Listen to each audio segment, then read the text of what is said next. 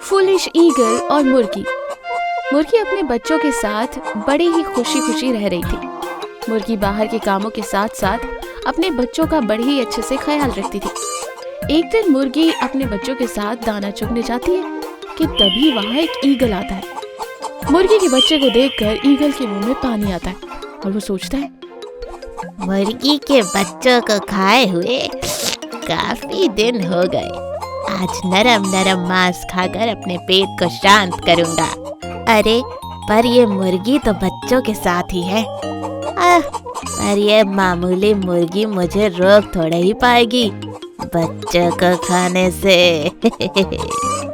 और यही ईगल ने मुर्गी को कम समझने की भूल कर दी थी और वो बच्चों पर हमला करने की तैयारी में लग जाता है।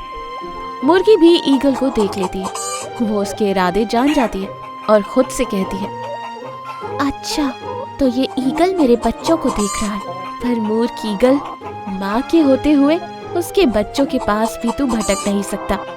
आज मैं भी देखती हूँ तुझे। इधर मुर्गी भी ईगल से लड़ने के लिए खुद को तैयार कर चुकी थी और अपने बच्चों को इकट्ठा करके उनके सामने खड़ी हो जाती है।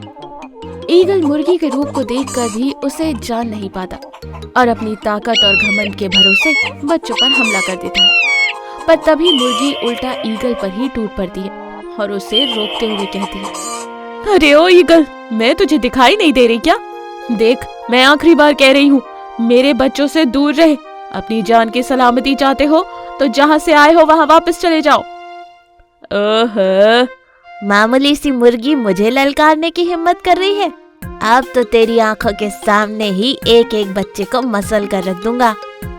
ऐसा कहकर ईगल बच्चों के पास जाने लगता है। तभी मुर्गी ईगल से लड़ पड़ती है। ईगल बच्चों के पास जाने की कोशिश करता है, पर बार बार मुर्गी उसे बच्चों से दूर करती है। मुर्गी बच्चों को बचाने के लिए ईगल पर अपनी चोंच से वार करने लगती है। बराबर हुए इन हमलों से ईगल घायल हो जाता है और सोचता है, अरे इस मुर्गी को कम समझने की भूल कर बैठा मैं। अब यहाँ से जान बचाकर भागना होगा, बाद में मौका मिलते ही इसके बच्चों को खा जाऊंगा। ऐसा सोचकर ईगल वहाँ से उड़ जाता है। मुर्गी ने अपने बच्चों की रक्षा की। तब बच्चे माँ के पास आए और माँ से बोले, माँ, वाह, आपने तो कमाल ही कर दिया। एक पल को तो लगा कि वो ईगल हमें खा ही जाएगा, पर आपने तो उसे भगा ही दिया। बच्चों, मुसीबत में हमें डर के नहीं, हिम्मत से ही काम लेना पड़ता है। तभी तो मुसीबत कितनी भी बड़ी हो, आखिरकार वो भाग ही जाती है। बच्चे अपनी माँ की बहुत तारीफ करते। मुर्गी भी राहत की सांस लेती। इधर ईगल घायल होकर अपने घर जाता। अब ईगल मुर्गी और उसके बच्चों से दूर रहने लगा था। यूं ही दिन बीतते जा रहे थे। एक दिन ईगल पेड़ पर बैठा था।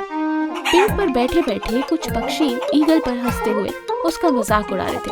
तो ईगल उन पक्षी से कहता है, क्यों रे, लगता है तुम सबका आखिरी समय आ गया है। मैं कुछ बोल नहीं रहा हूँ तो उसका फायदा उठा रहे हो। देखो, चुप हो जाओ, नहीं तो। पहला पक्षी बोलता है, अरे जा ईगल, अब हम भी नहीं डरते तुझसे। हमें सब पता है कि कैसे मुर्गी ने तुझे घायल कर दिया। हाँ नहीं तो क्या, बड़ा आया हम पर रौब जमाने वाला। तुझसे हमारी बातें सहन नहीं हो रही तो चल यहाँ से चला जा, कहीं और उड़। वो पक्षी ईगल पर फिर से हंसते। तभी ईगल दूसरे पेड़ पर जाकर बैठ जाता है और मन ही मन सोचता है, इस मुर्गी ने तो मुझे कहीं मुंह दिखाने के लायक नहीं छोड़ा। अब तो उसे और उसके बच्चों को मारना ही पड़ेगा, तब सारे पंछी मुझसे दोबारा डरेंगे। अब ईगल फिर से मुर्गी पर नजर रखने लगता है।